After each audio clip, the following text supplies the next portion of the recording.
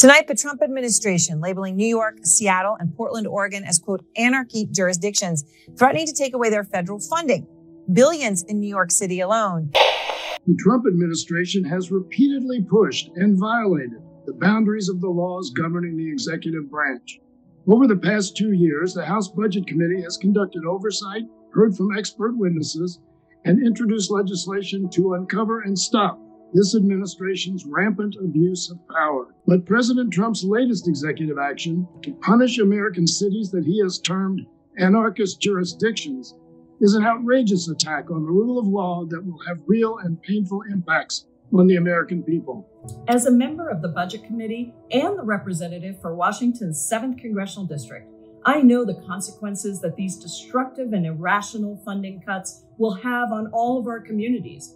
Politico obtained documents showing nearly 200 grant programs that could lose funding. The vast majority are health-related. Just 6 have a connection to law enforcement. So in Seattle, Politico says the White House wants to slash housing for people and addiction recovery and wants to cut another $850,000 to HIV treatment in King County. The administration is looking for ways to strip funding from programs that serve the poorest, sickest, and most vulnerable residents of Seattle. These critical government programs range from health centers for at-risk COVID-19 patients to housing for people in addiction recovery.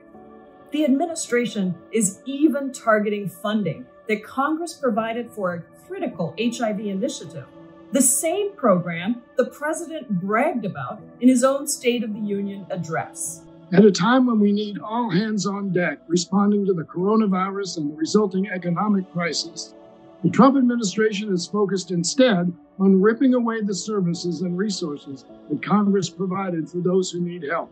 That tells you everything you need to know about this administration's priorities.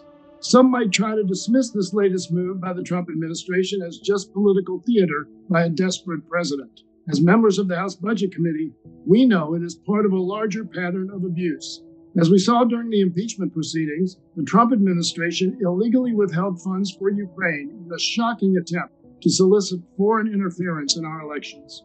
They have repeatedly attempted to let critical federal funding expire and subvert the will of Congress. Now, purely to appease a reckless and lawless president, the administration is punishing cities and hurting American families, even putting services like universal hearing screenings for newborns in Washington, D.C. at risk.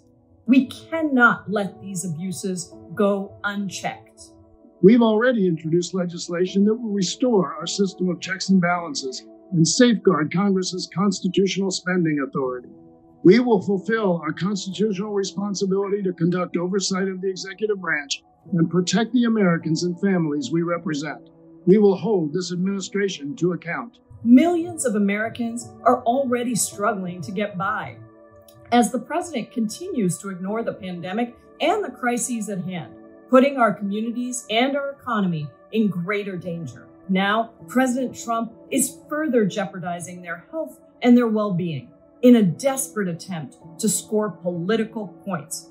It is shameful and immoral, and it must be stopped. Today, it's Seattle, Portland, New York City, and Washington, D.C. Tomorrow, it could be your hometown. This is not a game. This is not politics as usual. The American people's health and safety are on the line. We will not allow this president to fail them once again.